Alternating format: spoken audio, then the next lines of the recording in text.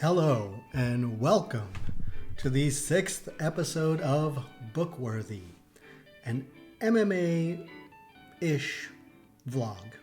How's it going, everyone? My name is Chris Rini, and I realized that I've never really come up with an introduction. Why this is called Bookworthy, what it is that I do, why I'm making this. Today's the day, folks, along with our UFC 281 preview. I'm going to pull that up in the background as well. So, my name is Chris Rini. I am a cartoonist at bloodyelbow.com, and I am an artist, first and foremost. What I want more than anything is to watch the fights and draw the fights, paint them, whatever it is you want to say. I love the human body as the subject matter of my artwork, regardless of the theme. But I realized about 10 years ago that mixed martial arts it completed a lot of issues that I had with my own work. Number one, I always wanted to have a thematic element that I used to tell timeless stories. And number two, it's important for an artist, in my view, to in some way reflect the world around them, especially as a sort of, there's one major thing that I guess I noticed, or maybe even read about this. Maybe it wasn't my idea. But when you consider what was ancient Rome like, oftentimes it's the work of the artisans of that time that tell you the story of what things were like. Just saying that, you might conjure up in your head the Colosseum, which is a major work of architecture. The sculptures, the imagery that you have of Rome was very likely created by an artist, not by the person performing. Julius Caesar did not create sculptures of Julius Caesar or paint pictures of him or design his own toga or olive wreath, things like that. It's, in a way, it's the artists who tell the story of what the world was like, even when it's other people who are the main actors in that world. So MMA is a 21st century sport. I'm a 21st century artist. I'm a post-internet artist. And it just felt like this was the opportunity and the moment for me to take like a sport that I enjoy, that I'm a fan of, that I enjoy watching, and being a part of the community and being a part of like the message boards and the Reddit forums and Twitter, and help craft a story. I'll let you know now that I used to work for Vice. You had a nice column there at Fightland. Shuttered that a couple of years ago, and I moved on. I had some kids, and I fucked up my arm real bad. Couldn't really draw for a couple of years. And when I wanted to make my comeback, I decided I would be more opinionated, and I would do things the way I wanted to do them. So I started making cartoons where I kind of mocked the UFC's promotional practices and their, what we at the time were calling oversaturation and the thinning of the product. And I was immediately picked up by Bloody Elbow. I had a column for once a week, and then I made the pitch. I met up with Kid Nate, the creator of the site. And I pitched this idea for a regular cartoon, a single panel that kind of told the story of what was going on that day. And they kept me on 4 or 5 days a week. And unfortunately, with the advertising crunch that came with COVID, I was knocked down to 2 days a week. But nevertheless, having a steady gig, which I've been doing for probably I think since 2018. It's 2022 now, November 10th.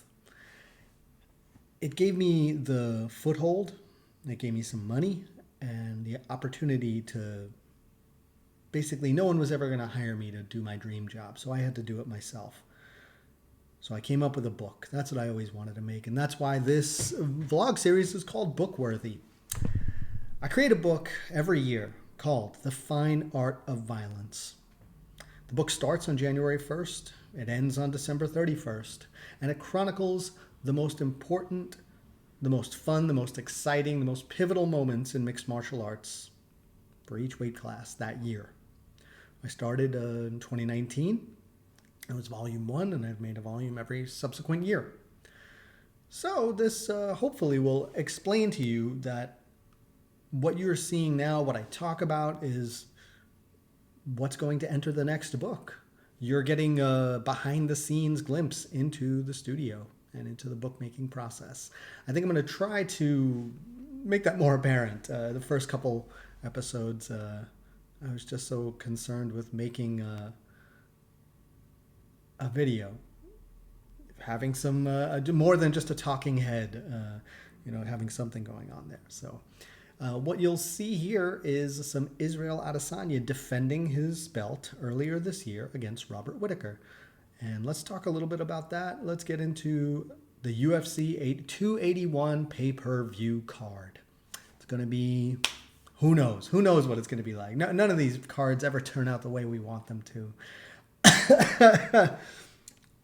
I keep a really close eye now on card quality, and it seems like something always goes wrong. Something always makes people feel weird. The bigger the card is, and then there's all these like chum fights, where you a bunch of no-name people. And I'm being when I say that, I'm kind of, my criticism lies with the promotion, not with the individuals fighting. That's it. The chum is the product, not the people. Always remember that. Anyway, let's get into the card. There was something I've been wanting to do for a real long time, and I decided to just kind of go with it. This week, it'll be kind of my test run, and then next year, 2023, I'm going to keep stats and talk some shit. Bloody Elbow, the site where I work, they do a staff picks and predictions, and I never participate. I don't know. It's something I don't want to do.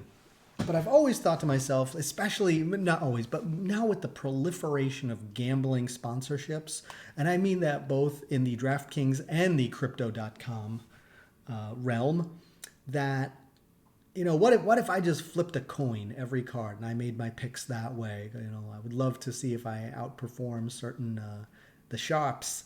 So this week over at bloodyelbow.com, you can get all of my coin flip picks. I'll do the main card with you though, since you're here, and I appreciate it. So first up, what do we have? We have Israel Adesanya versus Alex Pereira.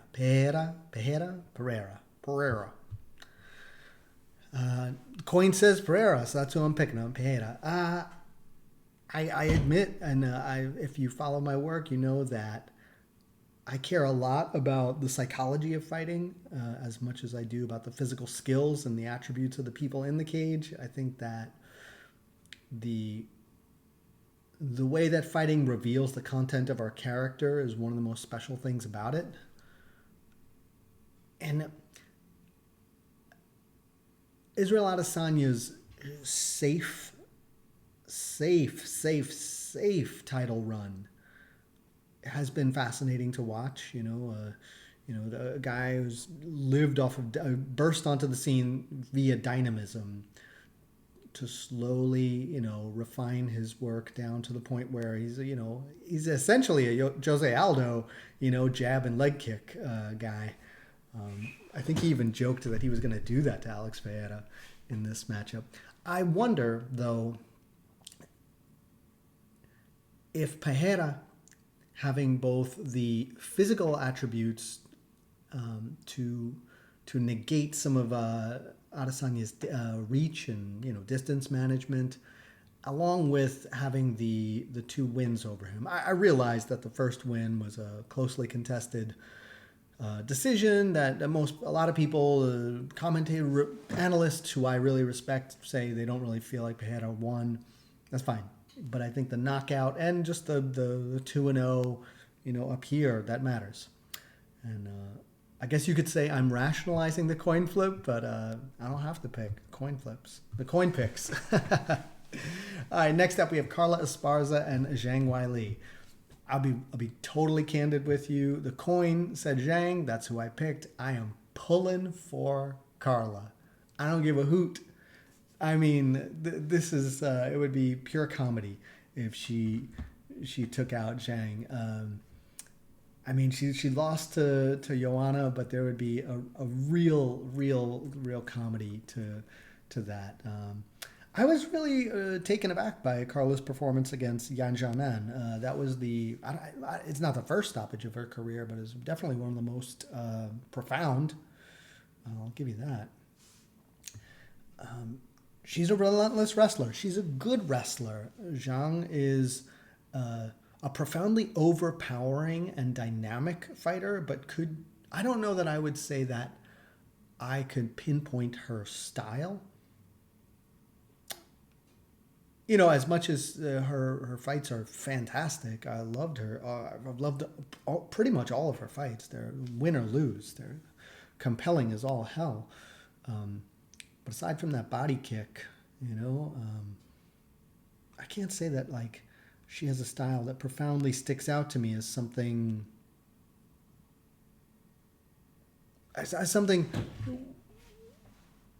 where skill-wise she's going to have Esparza technically outmatched. It's more of a athleticism and strength and dynamism kind of thing. So we'll see how that goes. Let's see. Dustin Poirier, Michael Chandler. Poirier? Apparently I'm the only person on Bloody Elbow picking Michael Chandler, but that's what the coin says. These guys, just some of the most exciting people to watch, some of the best fights I've ever seen. What are you going to say? Very excited, very happy this is happening. I have a strong suspicion it's going to go to decision, only because that's that weird thing that happens in MMA where a couple can't miss action fighters come together and all of a sudden it becomes a decision. I mean Chandler did it with Gaethje, and the other I was trying to think of other examples where this has happened, and Matt Brown versus Robbie Lawler. That's the one, well, this is going to be a finish. This is going to be fireworks, and that ended up, being this. I mean, it was battle, but it went to a decision. I wonder if this is just something that happens. Also, the guy's getting a little older, and if there isn't a quick finish, sometimes, there's this weird thing where you're so experienced, you can't just be crazy. You have to. I gotta take something out of the oven. I'll be right back. Okay, we are back. Sorry about that. I'm cooking some food for my kids. They are. We've had a rough week. I ain't gonna lie to you. It's been a rough one, folks. My wife's away on business, and they're both sick. One stayed home from school for 2 days. And the other one, I could see it starting to creep up on her now. I could feel it like it was coming on for me. I thought I was going to get sick too, but maybe my body just fought it off. That was nice. I've gotten a decent amount of sleep. I've not been going to winter bathing in the morning. I'm just trying to stay in bed as long as I can. And, getting them getting them up, getting them dressed. It's like that's a team effort. And now I'm rolling solo, I could be making breakfast or I could be getting kids dressed. And the answer is you always got to get those kids dressed. Anyway, I was saying that there's a funny thing with experienced fighters. Now hear me out. If they don't, Michael Chandler or Dustin Poirier, if they don't get an early finish, I have a hard time seeing how fighters as experienced as them, heading into the second and third rounds, could be reckless, could be balls to the wall, throwing heat, throwing those knockout punches later in the fight. I can't help but think that, the more tired you are, the more the adrenaline kind of drops, the more you become yourself, the more you do the things you know how to do and you're good at and that you've been trained to do. And they're good fighters. They are experienced fighters. They are people who are capable of good decisions, not flying knee decisions, right? So hear me out. This is a working theory that if these guys are good, they might be too good for their own good. Okay, we have Frankie Edgar, Chris Gutierrez. The coin says Frankie Edgar. I mean, we all know what this is, right? We all know that it's Frankie's retirement fight, and they want to just use him as a stepping stone for somebody else. That's okay. That's it's not okay, but it's the fight game. It's the fight game, right? I'm trying to think of a person who got a good send off. I was thinking Chris Lytle and Dan Hardy. I think that was one of the few fights where somebody announced that they were tapping out and they were going and they kind of made it out okay. Good performance, good whatever. For those that don't remember, that was Chris Lytle's last fight. And then let's see. Finally, we have Dan Hooker and Claudio Puelles. I'm picking Dan Hooker because that's what the coin says. Can you pick better than me? Can you pick better than the coin? If I win, I get all the credit. And if I lose, I blame the coin. All right, I'll put the rest of my picks up on bloodyelbow.com. Let's see. That goes up, let's see. I don't know when it's scheduled for. Probably goes up tomorrow. Anyway, that was pretty cool. That was a good time. That was funny.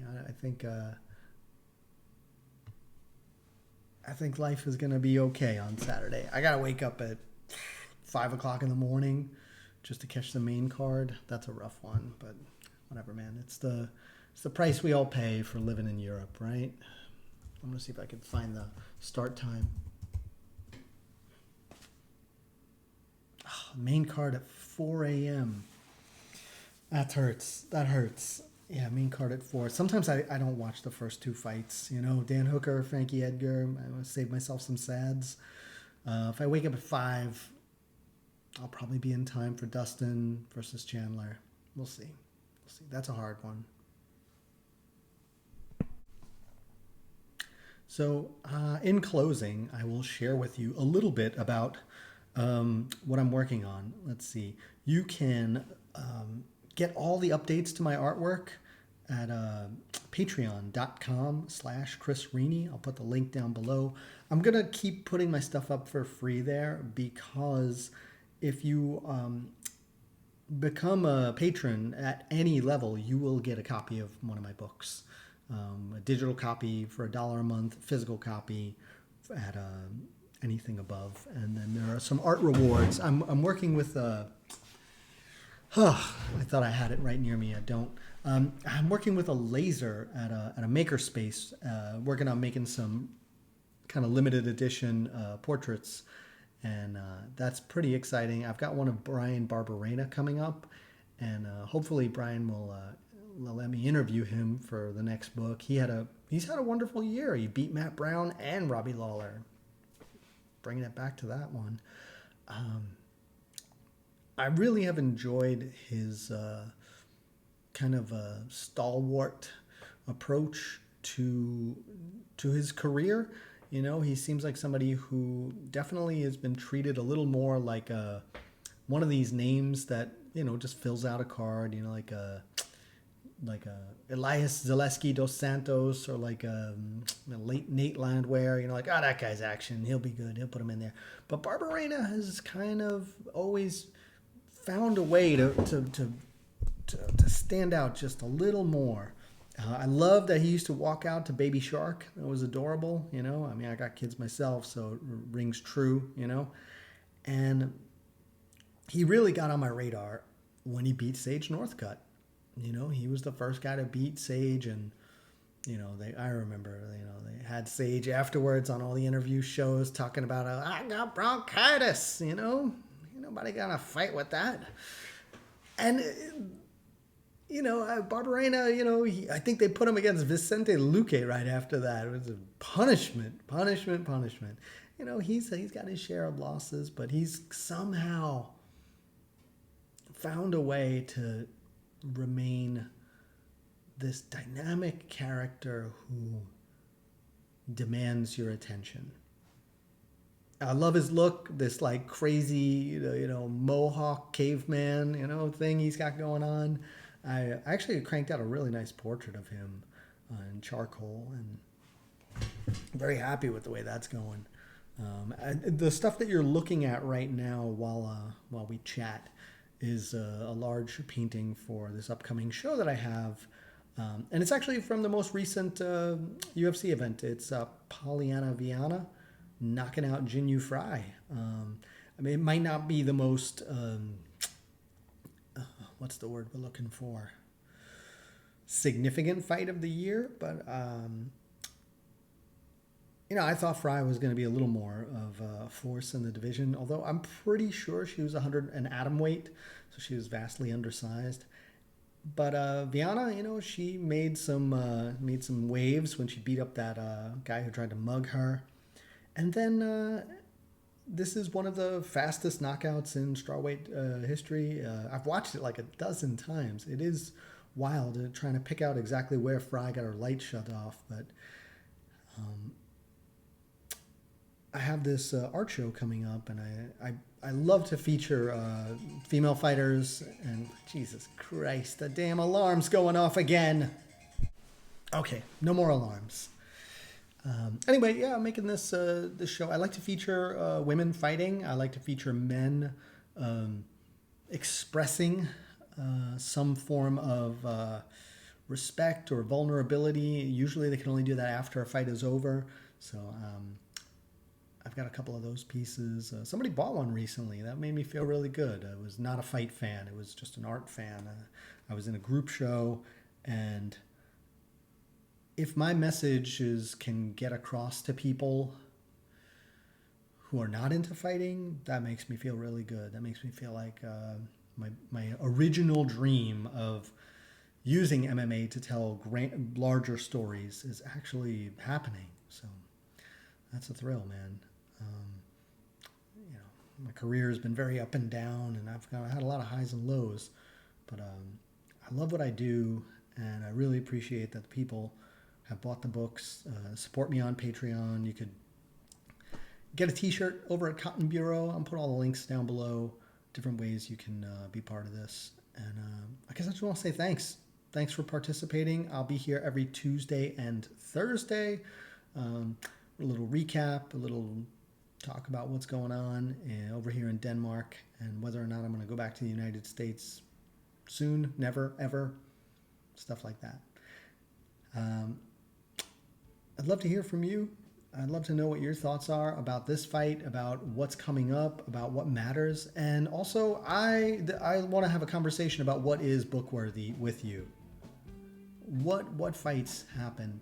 Does it matter that Frankie Edgar's retiring? Should he be included? I kind of feel like the answer is yes, but we'll see. Take care.